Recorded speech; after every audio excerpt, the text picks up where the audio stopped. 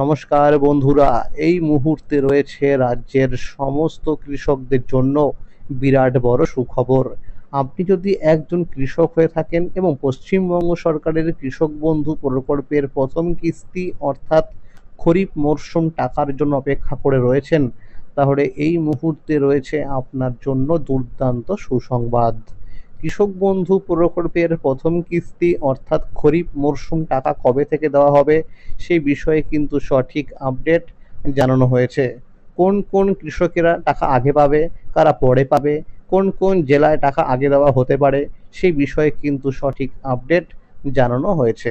তাই বন্ধুরা, ভিডিওটি সম্পূর্ণ দেখুন। সম্পূর্ণ দেখলে জানতে পারবেন অনেক কিছু আপডেট। তাহলে বন্ধুরা, এবার দেখে নেওয়া যাক কী বলা হয়েছে আজকের এই রিপোর্টে। এই মুহূর্তে রাজ্যের অসংখ্য কৃষক অধীর আগ্রহে অপেক্ষা করে আছেন কৃষক বন্ধু প্রকল্পের প্রথম কিস্তির টাকার জন্য। বিগত কয়েক বছরের দিকে লক্ষ্য করলে দেখা যায় এই টাকা দেওয়ার নির্দিষ্ট কোনো স্থায়ী তারিখ নেই। প্রতি বছর আলাদা আলাদা সময় টাকা দেওয়া হয়েছে। 2021 সালে 17ই জুন, 2022 সালে 27শে জুন, 2023 সালে ভোটের কারণে অনেক আগেই 26শে এপ্রিল, 2024 সালে 12ই জুন এবং 2025 সালে 29শে জুলাই টাকা দেওয়া হয়েছিল। গত 23শে এপ্রিল প্রথম দফার ভোট হয়েছে।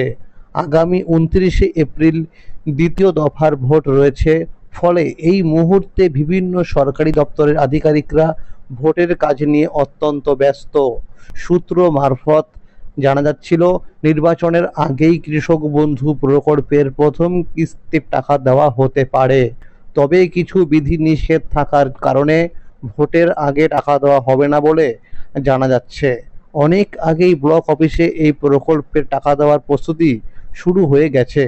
কৃষি অফিসে গেলে বলা হচ্ছে ভোটের পরে সমস্ত কাজ আবারও শুরু করা হবে। যারা নতুন করে আবেদন করতে চায় বা যারা নতুন জমির পরিমাণ যুক্ত করতে চায়, তারা ভোটের পরে কৃষি অফিসে গিয়ে কাজ করতে পারবে। পুরনো কৃষকদের ক্ষেত্রে অনেক সময় ডিডিএ অ্যাপ্রুভ ধাপটি না এসে সরাসরি অ্যাকাউন্ট ভ্যালিড হয়ে যায়, কিন্তু নতুন কৃষকদের ক্ষেত্রে প্রথমে ডিডিএ অ্যাপ্রুভ এবং তারপরে অ্যাকাউন্ট ভ্যালিড দেখা যায়। তাই স্বাভাবিকভাবেই পুরনো কৃষকেরা নতুনদের তুলনায় একটু আগেই টাকা পেতে পারেন। সাম্প্রতিক বিভিন্ন রিপোর্ট অনুযায়ী জানা যাচ্ছে মে মাসে টাকা দেওয়া শুরু হতে পারে। সূত্র মারফত জানা যাচ্ছে যদি আবারও তৃণমূল সরকার গঠন করতে পারে, তাহলে রেজাল্ট বেরোনোর 15 দিনের পর থেকে বিভিন্ন প্রকল্পে টাকা দেওয়া শুরু হবে। ইতিমধ্যেই অনেক কৃষকের স্ট্যাটাসে এডিএ আপলোডেড চলে এসেছে বলে জানা যাচ্ছে। সমীক্ষা অনুযায়ী জানা গেছে রাজ্যের বেশ কিছু জেলায় আগে টাকা দেওয়া হতে পারে। এর মধ্যে রয়েছে নদিয়া, মালদা, কোচবিহার, হাওড়া, পূর্ব ও পশ্চিম মেদিনীপুর, বাঁকুড়া, বীরভূম, পুরুলিয়া, উত্তর ও দক্ষিণ দিনাজপুর, উত্তর ও দক্ষিণ 24 পরগনা, হুগলি এবং পূর্ব ও পশ্চিম বর্ধমান সহ আরও কয়েকটি জেলা। এছাড়াও যেসব কৃষক নতুন করে জমি কিনেছেন এবং কৃষি অফিসে গিয়ে জমির পরিমাণ বাড়ানোর জন্য আবেদন করেছেন, তাদের জন্য রয়েছে সুখবর। যদি এখন স্ট্যাটাসের ঘরে নতুন জমির পরিমাণ আপডেট হয়ে থাকে, তাহলে সেই অনুযায়ী অতিরিক্ত টাকাও পাওয়া যাবে। তবে কিছু গুরুত্বপূর্ণ বিষয় খেয়াল রাখা জরুরি। যেসব কৃষকের স্ট্যাটাসের ঘরে আধার নম্বর দেখাচ্ছে না, তাদের অবশ্যই দ্রুত কৃষি অফিসে গিয়ে আধার লিঙ্কের কাজ করতে হবে। পাশাপাশি ব্যাংক অ্যাকাউন্টে কেওয়াইসি আপডেট থাকা অত্যন্ত প্রয়োজন। আগের রবি মরশুমের সময় অর্থাৎ দ্বিতীয় কিস্তির টাকা দেওয়ার সময় দেখা গিয়েছিল শুধুমাত্র কেওয়াইসি আপডেট না থাকার কারণে অনেক কৃষক টাকা পায়নি। আপনারা কিন্তু অবশ্যই কৃষক বন্ধু প্রকল্পের যে অফিসিয়াল ওয়েবসাইট রয়েছে সেখানে গিয়ে কিন্তু স্ট্যাটাস চেক করে দেখে নেবেন যে সেখানে আধার কার্ডের নম্বর দেখাচ্ছে কি না। যদি সেখানে আধার কার্ডের নম্বর না দেখায়, তাহলে কিন্তু আপনাকে কৃষি অফিসে গিয়ে আধার লিঙ্কের কাজটি করতে হবে।